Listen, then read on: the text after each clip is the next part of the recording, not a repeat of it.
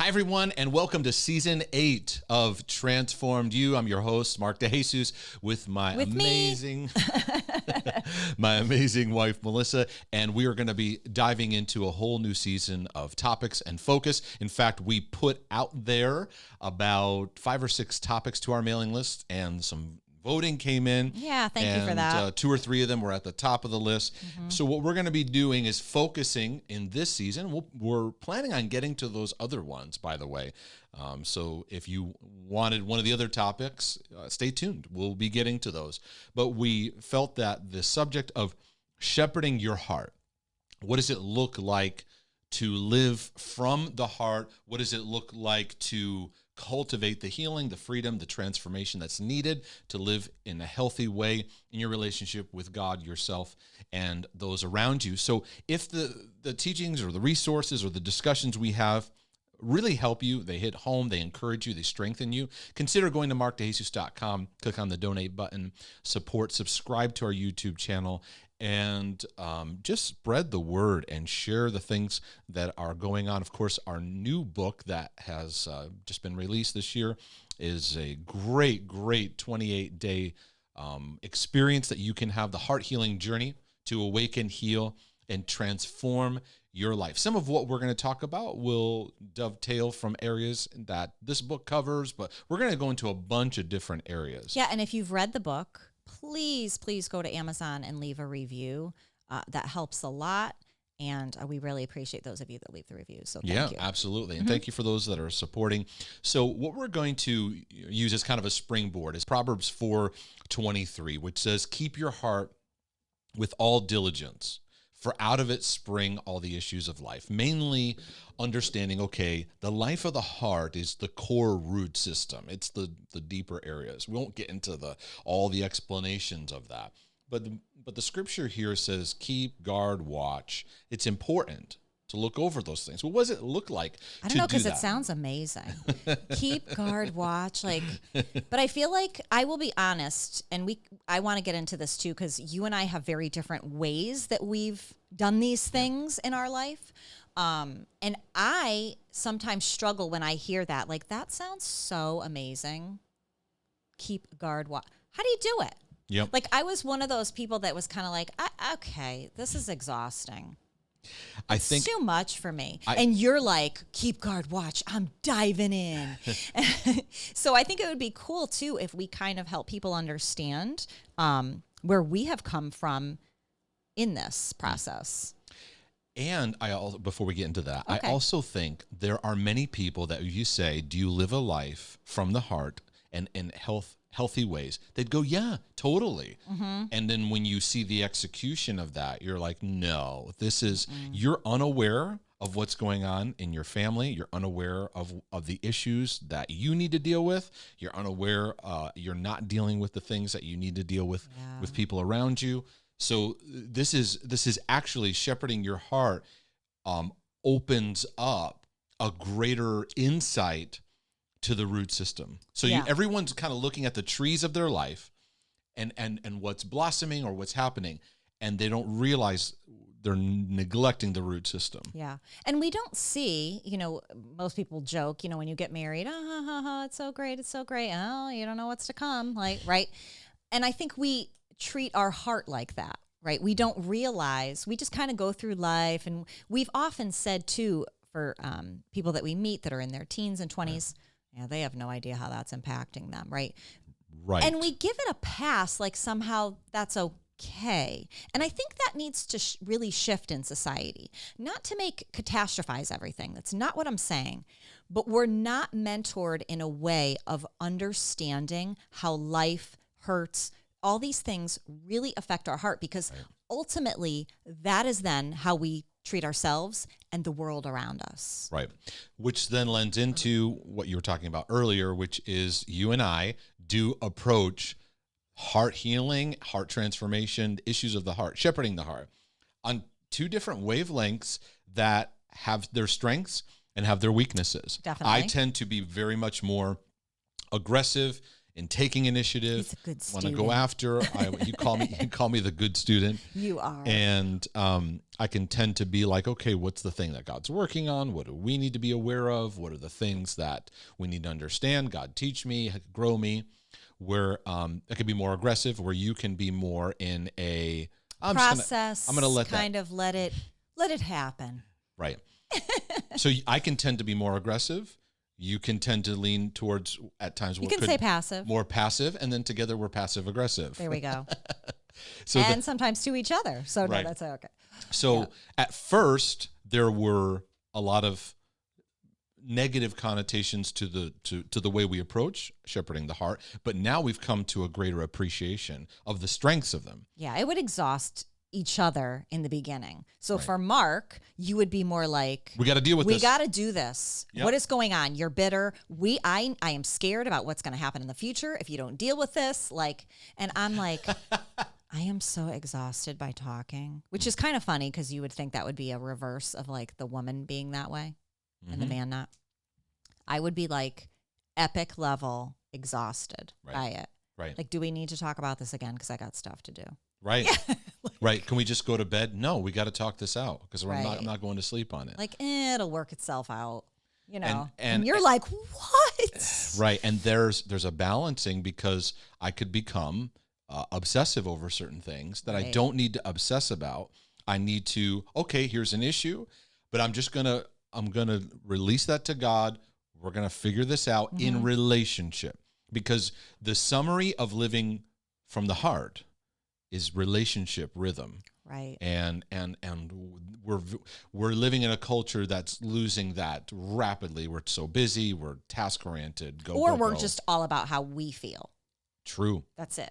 True. Which the kind of millennial world of it's how I feel and who cares what anyone else feels. Right. And that's not heart awareness, No, because it's actually not. So we can talk about that at another time too. that's just being self-consumed, because heart awareness is being aware of relationally what's going around you. Right. So I think our listeners, our watchers, will find themselves, and maybe you could even comment, where do you find yourself? Do you find yourself being, probably most of the people, I'm going to guess, who tune in lean more towards my take initiative, go, because they're tuning into this. Right. They're watching, they're listening. But there are some that go, yeah, but I can relate to where Melissa's at, where it's like, that's too much. It's just, I gotta, I mean, I'll talk about the problems, but we're talking about actual connection to the heart of like, wow, that really hurt me, wounded me, putting emotional language to it and understanding how those things have damaged you, affected you, and then what can you do to move forward? I don't want to say that I just don't talk about anything. I don't want to put it out. I am probably like the majority of the population. Oh, I can call out dysfunction like that. Sure. So it was almost a deception in my heart health. But I know that's dysfunctional. I know that's bad. And it would make me think that I was aware. No, but what I wasn't aware with was the deeper heart issue of how it affected me, how I was loving myself, those around me. We're talking about the deeper aspect of this, right? Not just that you know how to call out dysfunction. Because there's a lot of even prophetess in the church that I'm a prophetess because you see dysfunction. Let me tell you something. We all see it. Sure. Most of the people see it. Sure. And living a life connected to the heart doesn't just see the surface thing. There's reasons why it's there. Right. That the heart needs to be tended to. There's reasons why we drift into, certain patterns and stuff like that. What I appreciate about you is that at times I could go, hey, we got to deal with this. And my initiative will snap some things that could be potentially passive into a place. All right, we got to take action on this. But I've learned from you where you let the subjects of what God's doing come to you. Yes. And I appreciate that. And I've learned the art of that more and more of like, okay, God, I want to be aware. I want to be open, but I'm going to just kind of let those subjects, because if you live a life from the heart, the signals are going to come up. Absolutely. So you have like a dashboard and it's called Shepherding Your Heart. And there's signals that come up. And what do you do with those areas? Do they bring you to a greater depth of some of the motives, the why, what's going on. Why do you keep falling into this pattern? Why do you avoid those conversations you should have with your wife, but you don't? Why Picking do you, up signals from other people, Right. noticing things about your children of, wait a second, they have a pattern of doing stuff, Right. and it happens after this. You become more of a watchman Mhm. in the home when you are watching over your own heart, which Right. that's a whole podcast in and of itself. Yep. So let's put down some value statements that Okay. that we've found to be very important, and then let's center some discussions around it. There's other videos too that I go into some other areas in this, but I kind of want to set the stage because we're going to deal with many subjects from anger to grief to relationship stuff to the issues that we all face, but we want to move past the surface and get down to the root system. Because if you look at, like, for example, at your anger battles, there's reasons you have anger battles, and there's just some healthy mindsets where you can get to the root system that can actually diffuse that anger from taking over and becoming a major problem in your life, right? So let's kind of look at some of these a little bit, all right? Okay. The first one's very simple. It just simply says, I value the life of the heart. Now, most believers would say, of course I value the life of Right. the heart. But their pace of life doesn't show that. Their Right. shallow relationships doesn't show that. The connectivity to their wife and children, or vice versa, spouse, and whatever, husband. You see those things where there's a lot of disconnect. And it can be hard sometimes to recognize that, because I think it goes back to my other point too of like, well, we're aware of dysfunction. We're aware of, maybe dysfunction is not the best word, but we can point out wrongs. And so we think, oh, because I can do that, I'm not completely out of it. Right. Yeah. So Right? Do you so see what I'm saying? It's well, like you could point out, yeah, that person's got an anger issue. That person talks too much. That person, it doesn't make you a heart they genius. always feel like they're right. That's symptoms. Those are symptoms. Right. They're not root issues. The guy who overtalks all the time, there's a heart issue. There's a reason why he overtalks all the time. It goes back into his history, and it's a pattern of feeling loved and or not feeling loved and never being heard, and right. all that kind of stuff. Look at me, heart aware. No, sir. Right? I'm kidding. So you ask somebody the gosh. question, how's your heart? And that, if they give an honest answer, that can help to give, is this person living with a way where they're shepherding their heart?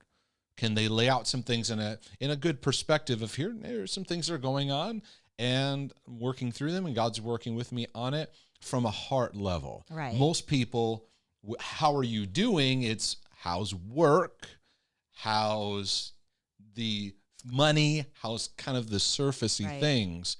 I'm trying to lose weight. I want to look better in my bathing suit. And hey, we're going to go on vacation.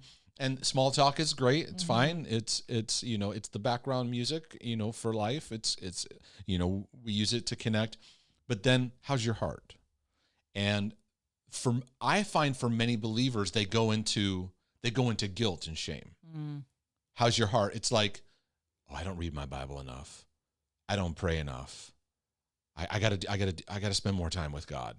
It becomes this like obligation kind of performance evaluation. Right. We don't think of it in relationship to ourselves and those around us. Right. We go into a religious assessment of how am I relating to God right now. So which is an important thing. I'm not downplaying it, but here's how I would share it, and then you give your perspective. When you value the life of the heart, you pay attention to the signals that come up that say this needs to be tended to in your heart. And you address it in the proper manner. So if you're driving in the car, check engine light comes on. You don't go swerving into I got to go to the mechanic right now. There's no panic. Right. But there's also not the light will go off. It's like, right. You know what? I need to deal with that. Let's take, we're going to have to make an appointment, or we're going to have to deal with this, or take time. And time and pace shows the life of your heart, of like how you make space and margin around your life to allow room for God to breathe into those areas, for you to have discussions that are healthy. So sorry, I didn't mean to cut you off. Yeah. So how did you then get to that place? Where was that? Do you have a pivotal point in your life where you can look back and go, that is where I had to become heart aware, or wow, that's the heart engagement I was missing? Yeah, I thought I was heart aware. If you would have asked me, I would have said, oh yeah, but I wasn't. I was very symptomatic. So all these things that I didn't do, and I'm just lazy, and I have issues, and I just keep falling into these patterns. It was really when mental health issues, anxiety, OCD stuff, depression, when that stuff really took over to a point that I didn't know what to do, then I realized the statement that I made in my heart was, something's going on behind the scenes that's affecting these things, right?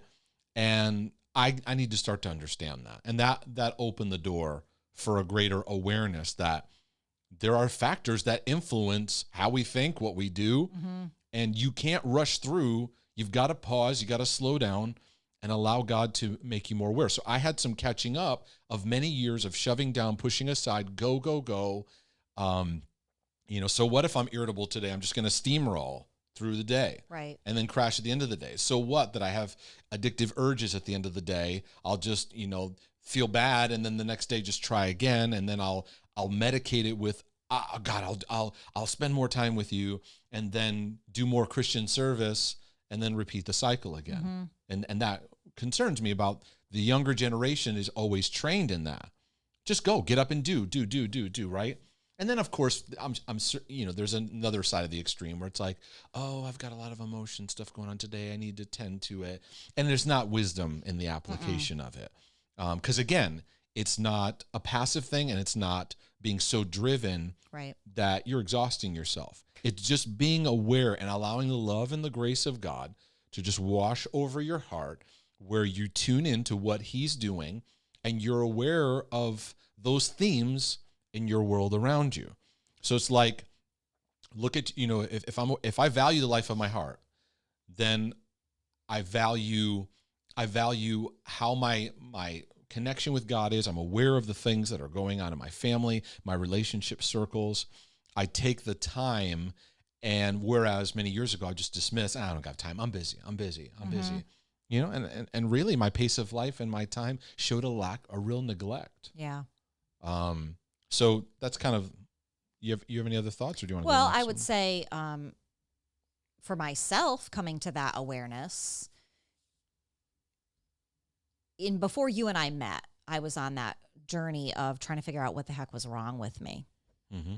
Mine is in a lot of ways more simplistic inside of, it took time for me to get to more emotional health language, where you, in your diligence of reading and all those things, had stuff to like grab onto. For me, and I think a lot of people can relate to this, it kind of took me a little bit more. There was so much self-beating going on of, I'm the problem, what is wrong with me? I had to reach this precipice of going, there is something more here. What is happening that I am not feeling better? With every counselor that I'm going to that's talking me through it, that I should be better, feel better, act better, nothing was changing. There was incremental, like, aha moments I would have of like, oh yeah, but I wasn't really getting to the depth of what was going on in my life. And it was a period right before you and I got together of me really, and I'll just say it in this way, kind of really rededicating myself to the Lord and digging deep into the Word, looking at what things meant, and recognizing I had no idea what love was. Mm-hmm. And love comes from that deep place in the heart, and recognizing that. And that was my first steps into recognizing that my heart was very broken. I had no idea what love was. And really in the relationship of what it meant to love myself properly, because then out of that, I would value myself, respect myself, and then I could exchange love with somebody else. That was such a foreign concept. So for me, having those initial things before you and I got together, and then when you were talking, it was like, oh, match up. Yes, yes. I remember even so many times you and I having these conversations of like, yes, that makes sense now. Okay, yes, Right. that's what I've been. Yes. And I think a lot of people have that with our materials of they're going along, and I don't understand, why am I feeling like this? And we're helping people put language. It's super important. Put language to what is happening you, and then you can start identifying what's happening in the heart. And a lot of people, we weren't given that language. Correct. So you're left, to use your story, you're left with symptomatic evaluations Right. that are self-hating, self-condemning, Yep. and don't produce anything. Because we Nothing. tend to do that. We go, yeah, because I don't spend enough time with God because I'm lazy. Yeah, I was so Right. good at feeling bad. Right. I was a master at So feeling so the diagnosis Right. is you're just lazy, and that produces nothing. It produces no change because it just leaves you without any sense. It's defeating, and Right. and saying someone's lazy is still, someone could be lazy, but it's still a symptomatic level. It's not a It's not a deeper, right. because It's true. a lazy person, were they equipped? Were they fathered? Do they have nurture in their life? Most likely no. No. And these things are coming up to the surface, revealing that, right? One of the very things that, and you say this a lot, you've said this a lot over the years, and I just brought it out to you actually the other day when we were talking. The one statement that you make that I think applies to absolutely everybody is no one has been mentored. Right. Right. No one. Because that's, and it starts with fathering, and then it goes on to other relationships. Because when you have that, you know how to identify. Right. Mentorship gives you identity. And within that identity, you identify what's happening in your heart, what's happening around you. You get wisdom to take things in and not overreact. And that's what we're wanting to usher people towards, is recognizing, wow, I was not mentored. I was not given what it takes to be a father, to be a mother, to be a husband. Right. I could go on, but anyways, what's our next point, babe? Go ahead. No, it's good. I was thinking through as you were talking, what are some things that really say value the life of the heart? To me, it's relationship interruptions. Give an example. Most of the time when we're going through life, many people, like, relationship interactions are like a annoying disturbance into our rhythm of the day. Phone call, I got these Or your things. kids needing you. Right. Because we don't have any space. Our lives, so everything's an interruption because we have And no an space. inconvenience, right? We have this like task that we have to do, and this thing, and there is, don't get me wrong, we have to have our boundaries and all that, but it's like we don't have any breathing room. So if somebody calls and they need a moment, you don't have a moment. Right. Right. And so it's like, hey, could I talk to you about something? It's like the initial thing that comes up is, I'm going to put on a smile, but I really don't want to. Yeah, but isn't that really, let's get a little bit deeper here, the result of you don't really have an answer. You don't have wisdom or anything to say. But there is a part of that. I'm just talking about when I'm valuing the life of the heart. Right. I make room for relationship, engagement. Right. Yeah. That's good. So with God, with myself, with others. Yes. That's really the emphasis. Right. So I think the second one gets into, if you want to, like, all right, I need to start really making this happen in my life. You're aware of how life impacts you. I'm aware of how life experiences impact my heart. So the way that I talk about this is that we are culturally often very unaware of how much stuff actually affects us. And we're carrying stuff that, we're not realizing, hey, that affected me. So for me, like, we would say that me and a bunch of guys would say, yeah, our dads never said they loved us, but we're good.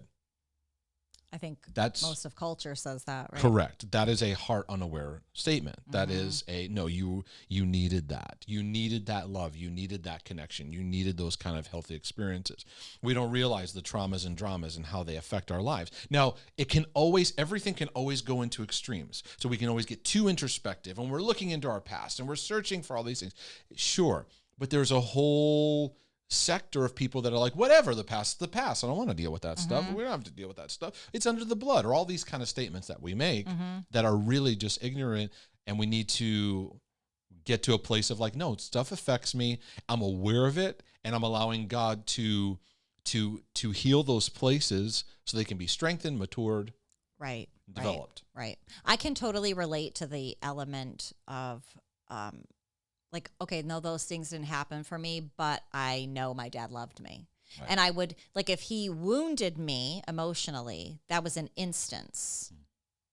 I was not understanding the arc of my life of what wasn't given, which then played out in scenarios of things that I did. Mm-hmm.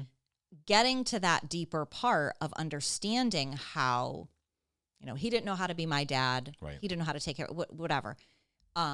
There were deeper things in that needed to be processed out inside of me in order to then heal. Mm-hmm. That I think a lot of us, we stop short. We go, okay, well, yeah, he did that and it hurt me, but that's just him. Right.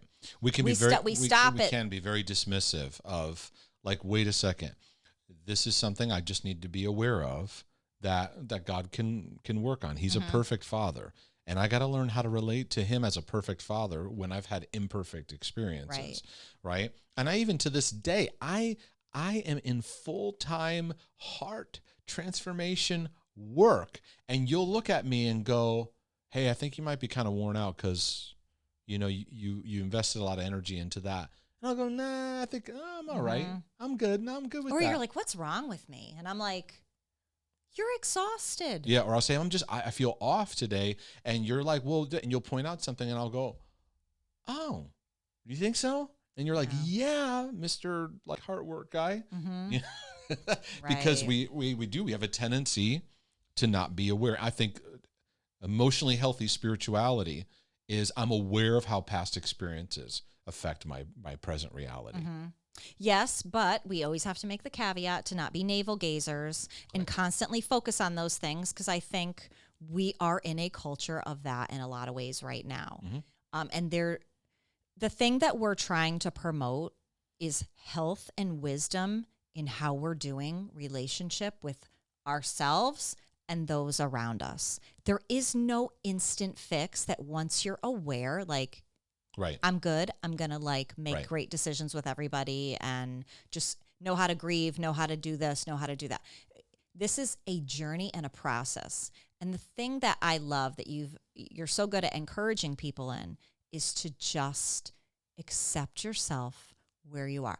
Okay, I did not get here overnight. Mm-hmm. I have a pile of life junk that took me on for size, or my marriage did, or my kids hurt me, whatever. You are where you are, and taking a good pace to let God heal you.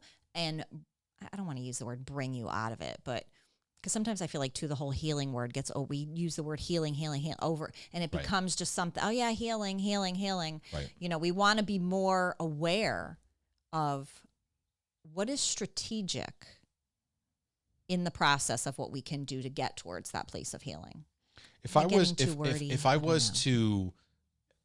to give like, okay, how do I know I'm heading in the right direction? The metric that is always important is your relationship with others, how you relate to others, enhancing, where greater love and grace. The metric for spiritual growth is not Bible memorization, how long you spend in time in prayer, even answers to prayer. The metric of spiritual maturity is how you are able to relate to others with greater love, grace, yes, truth, mercy, where the fruit of the Spirit is manifesting in a greater dimension. So if you feel yourself, man, I feel like, I was able to talk something out with somebody, and normally I would have done this. Or I felt like, I just always go passive, and, I spoke when I needed to say something, and I loved someone through their stuff, and I was more compassionate versus judgmental.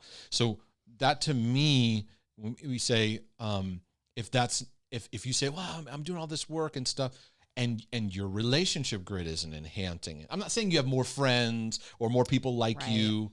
It just when you are interacting with someone, there's a greater seasoning of grace and love flowing that's well said. out of you. So, Yeah, that's really good. So to me, that's a big place. But the third one is I'm aware of my heart's condition. Now, like you said, that can go into a ditch of, self-absorption. It's awareness. We just use the term like self-awareness. What are some of the things that you're feeling and working through that that God is help bringing awareness to? Yeah. You're because, and again, it goes back to how am I practicing self-awareness? Well, I'm aware of what's going on, and I'm aware of how that comes across. Right? It's not just like, well, I'm working through some things. I'm aware of, okay, I've got some anxiety issues, and it hinders how I come across to people. And I'm aware of that, so God is working on that in my life. And so on an ongoing basis, when somebody says, how's your heart, you're able to be aware of that. Feelings get a bad rap. And there's two ditches that people tend to fall into of, overanalyzing emotions, going with every emotion, and then stuffing everyone. Where are you on the spectrum of that? And I think, both extremes are dangerous, but they both have value in the sense of like, no, I need to pay attention. I connect with my heart. Emotions are a part of it. Right. You don't do anything apart from emotion. People are like, well, I don't live by my emotions. Yes, you do. Everyone does. Every thought has an emotion. You don't have a thought without an emotion. There's an emotional association with that thought. And there's an emotional association with you getting the paper in the morning and reading. It is. Correct. Right. Correct. Every thought has an association with it. So part of... People won't read the paper anymore. Sorry, they probably don't. That was a bad example. Part of God working on being aware of the issues of your heart is allowing God to work on the emotional capacity. Yeah. To go, man, I get angry a lot. And then we kind of go, well, people are just annoying. And then that becomes as far as we go. That becomes the story, right? Rather than there's no self. Right. Yeah. Right. So when you're like aware of your heart's condition, you're allowing God to bring to awareness things that your relationship circle brings out. So like you have relationship problems, right? And they annoy you for this. And we typically go, they're just annoying. How can I just not be around them? Which at times that's a legitimate thing. But to ask the question, what does this bring up in me? What's the thing that... We don't like to feel like that, though. Am I right? That's a tough question because it's you're looking at yourself, and I don't think we like to do that. Right. So that leads... Right? We know. It's a tough one. That leads to this one. Right. Which, number 4 is I'm allowing God to have full access to my heart. And we were doing I had a little Bible time with the kids yesterday with Max and Abby, and we're going through 1 John, and navigating through scriptural principles is challenging for Max because the Bible is meant to be relational, and he tends to think black and white. He tends to think law, black and white, right? He'll take like something that's full of grace, and he'll be like, because God says you don't, because if you don't, then that's a whole thing in itself, right? But anyway, we were reading through where God is light, and we were talking about. So I was trying to put language, to understanding that God is light. It's who He is. So when you interact with Him, He's light. Everything is in the open. And so I was like, let's talk about the God is, right? God is. We're like, well, God is love, right? He is light, and He also is love. So when you give God full access to your heart, you realize He doesn't deal with anything in hiding. He brings it all to the open before Him, right? But in absolute love with no shame, guilt, and all that garbage. We don't have experiences for that. No, we don't. But that's the learning, okay, God, even if it's scary, I give you a full access pass to address these areas. Right. And I think that's where many times we hesitate. It's like, what do I do if I really allow God to to be involved in all these places of my right. heart. And that's, it can be very scary because we start to really condemn our motives, and we have a leaning to condemn ourselves and to not want to go there. Like I said, just a few minutes ago, of not wanting to feel that feeling. But there's something so powerful in getting to the place where you can understand God's love in that faction of that you are completely safe, loved. He already saw it. He already knows it. Right. You weren't hiding anything from him. Right. And when you can get to that place of exchange with him, that takes time. Mm-hmm. That really, really does take time. And it takes practice of when you're not feeling it. And it's like, Adam and Eve just wanting to go and run and hide. Totally.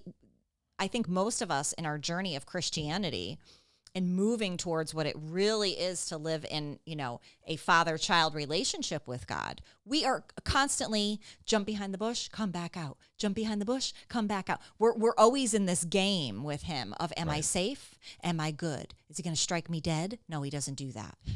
No, he does, because I did something bad. It's like, really flushing that out and just getting back in the game with him. No, I'm safe. I'm loved. He sees it. But I need to work this out. Yeah. And I find that, like, going back to working with our kids, we were talking out the light, and it says, in him there's no darkness. So it says what happens in darkness?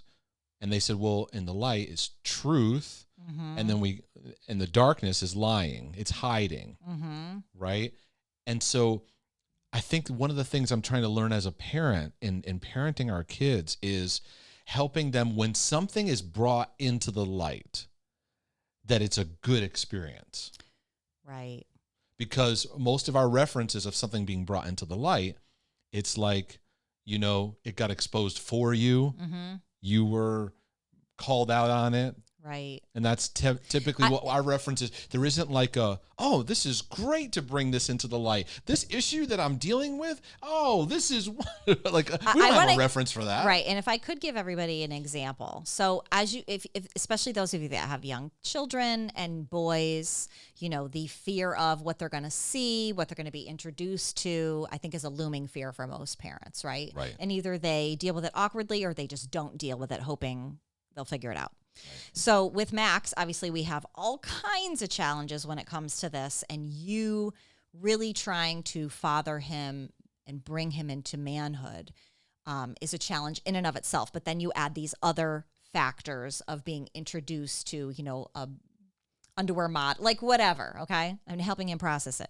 So one day the kids are at the computer and they love to look up animal things. Right. And they're speaking it into Google to look up stupid animal things or cartoons. And sometimes Max's speech is not really enunciated well because of the struggles that he has with speech things. So he spoke something into the computer, and I'm doing the dishes, and him and his sister, him and Abby, are sitting there. And all of a sudden I turn and I see them giggling, really giggling, right? And I go over and see it. And it was... Tell me there was an inappropriate image. Cartoon image that came up. Yeah. And I freaked out and started screaming. Yeah. I mean, it was not good. And you firmly said to me, stop. I don't think I was like that. I was like... No, you weren't rude to me, but like, you cannot react like this. You can't panic. You can't panic. You're right. And I'm so grateful for you in that, because I have that in, like, a lot of the times I'm still in process, people, of how I respond. Like, I'm a reactor. I just am. And it's been a journey of me having love and grace, not just for myself, but in situations. But you were so good to, like, and I feel like that's the image we need to really understand is, wait, don't panic. Like, we're going to deal with this. Don't freak out. Their lives are not destroyed. Let's deal with this with wisdom. And now it's an opportunity to talk, right? Yeah, because I hated every second of it, but your approach was way more mature. Well, because as as a guy, and most guys listening to this could relate to that, like certain things that were brought out, and a lot of it like sexually involved things or just certain topics. They were just awkward, shameful kind of experiences, and want to just bring things into the light of love so that it's like it conditions our relationships to go, stuff can be brought up and it's okay. Right. And it doesn't mean we're going to lose relationship. It's an enjoyable thing to keep things in the light. And even in coaching work or helping people, letting them feel safe, and because we're so conditioned, like if I share, this is a common thing that's said, Mark, I got to share this. And it's like, it's not, and we kind of like, we talk in circles and we're kind of hinting towards the subject. Right. And then I have to go, so it was da-da-da-da, and I just kind of have to, kind of point blank. It's okay. It's okay. You're like, it's the worst thing you're ever going to hear. No, trust me. And it's, God is light, God is holy, right? God is love. So it's all this wrapped into a relational God that knows all of it and more. If you're like, oh, it's bad, he knows even more. Right. And he loves you, and his primary objective, so to speak, is relationship. His number one thing is not to fix you. His number one work is bringing connection. That's the power of what the cross and the covenant did, to bring the connection by which you relate to him. Out of experiencing his love, change becomes a byproduct, because you interact. When you interact with someone who has amazing character, it just changes you, right? If you ever have a sit down with somebody and you're like, man, that interaction was amazing, it leads into you being a better person. Right. It leads to change. It makes you want to do better, doesn't it? And when here's the correlation that we were talking about, and I think I went too deep for the kids, and it was all right. It was helpful for me, but it says when we walk in the light as he is in the light, we have fellowship with one another. Right. I think one of the problems in our relationships is that you're walking in the light, but I'm not. Right. So it creates dissonance in our interactions with each other, because there's a lot of stuff I just don't want to deal with. I'm just using it as an example. Yep. I'm not saying I'm not in your, just saying, and it happens a lot in a marriage where one person is walking in the light and the other one's not, meaning that there's a heart. It's not that one's holier and one's not. It's not it. It's one is more emotionally, spiritually hiding of things. They're not in connection with it. They're not able to talk through those things, and the other one is wanting to more. And I think this area right here, when we talk about full access to your heart, meaning that the stuff's there and God, you work with it. And one of the problems is that we've not processed through the things of our life in the light. We're afraid. Adam and Eve did it. They ran and hid. And in areas of our life, we're hiding like they did in fear. And then we're covering ourselves up with our own cover-ups. Right. They use the fig leaves.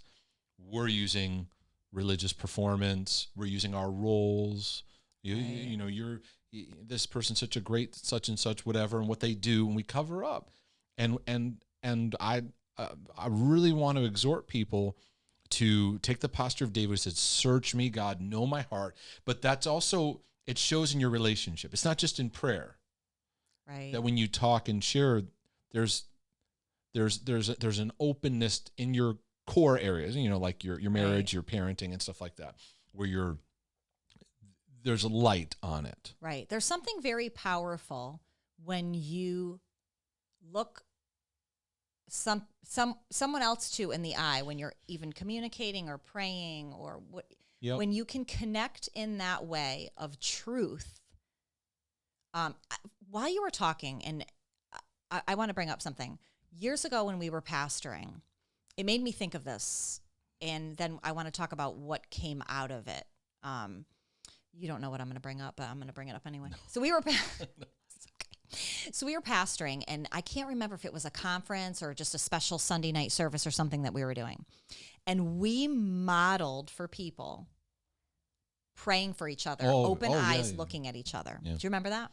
Yeah. So, I don't know why. It image just jumped out at me. Well, to explain it to people, Okay. I was teaching on some self-deliverance kind of Yes. principles and praying through it. And one of the things we found to be helpful is that when you're praying with somebody over an issue that maybe they're repenting or renouncing of, and you pray over them, God, in the name of Jesus, we just command this work to be broken off of their life, and to do it with eyes open, looking at each other. So what we did was we did like a mock. But it turned out not being mock. We actually really prayed for each other. It was pretty amazing. Right. It was like made up, but not. It was really weird because we were just trying to figure out, we wanted to just demonstrate what this looks like. And I brought up an issue about like what people think of me. And I don't remember where it went. And then I said, I'm going to break some agreements with this. It's holding me back. I need to let God heal that. And then you prayed over me. And it was so special. But what's interesting, I want to talk about reactions of people, and then how bad you want it, but yet how scary it actually is. Yeah, because a lot of people To me, this is the ultimate of like heart open. In regards to relationship, God, those around you, we tried to really show people what it could look like, especially in marriage too. Yeah, and it was tough because some people were like, "Oh, I didn't know that about you." They were kind of like more voyeuristic about it, right? And they wanted to they were just more fascinated by the things that were being brought up. Right, really, but the majority of the people really, I felt, were right. affected by it and really blessed by it. Right.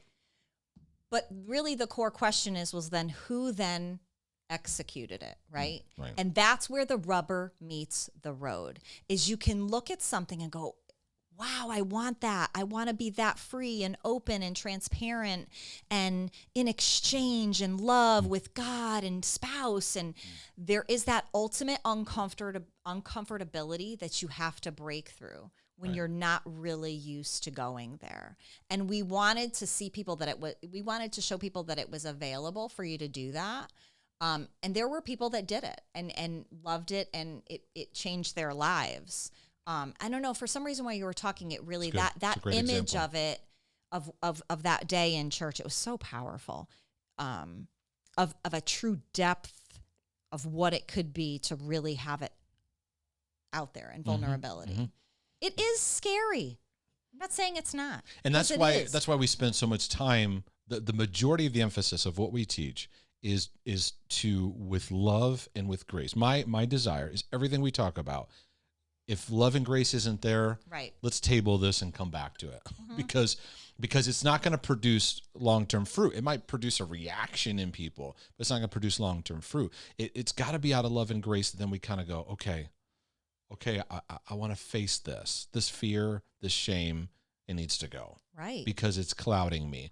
It's keeping me from taking the step I need to take to work this out. And of course it takes finding safe people and all right. that And because kind of ultimately, you really flush this out with others. There is something very special about you and God, and that all needs to be healed and restored first.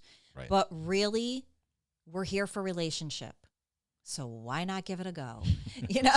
That's true. And try to have it in the best way that you can. So I think that there's a fifth statement that we use in the Heart Healing book, that's I'm seeking for God to heal and mature my heart.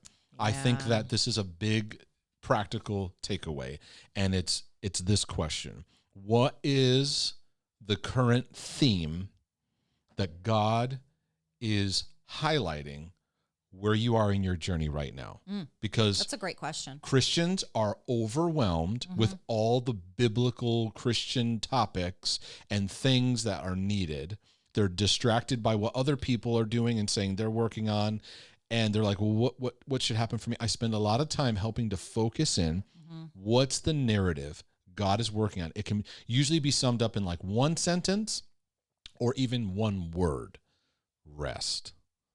Father's love, loving yourself, leaning into grace, peace. There's these themes that God, when you pay attention to them, fruitfulness comes out of it. We often struggle because so much of Christianese is like, I got to do my Bible study. What Bible study should I use? What what translation, what thing, what person should I use? Should I use a pink highlighter? Should I use different highlighters? Maybe somebody can show me how to highlight and circle, There's a lot of Instagram accounts dedicated to highlighting, isn't there? Make it pretty. So how should I make it pretty? It doesn't matter how pretty it is. Is it impacting you? Everything. So Everything. so it's recognizing God's developing maturity in me. So I'm aware of that. And then everything I do, I want to allow that narrative to interact with it. So like one of the themes I've had over the past couple of years is enjoyment. That's true. Enjoyment. So that how do I got to learn what joy is. I got to learn to be present in the moment. I got to exercise gratitude. So when I put all hands on deck around enjoyment, it sets the stage for my day.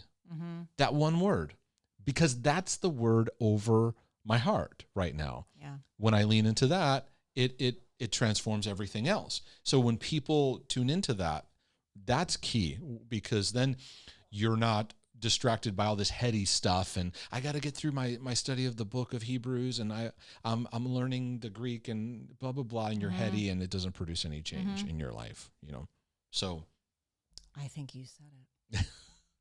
So anyways, I don't think we need to like spend a lot of time on the last ones, because I've already kind of we've gone covered through. it. I've covered aspects of this. I seek to experience life, being fully alive, being fully present. That's relationship. In relationship. Relationships. And if they are not working, move on.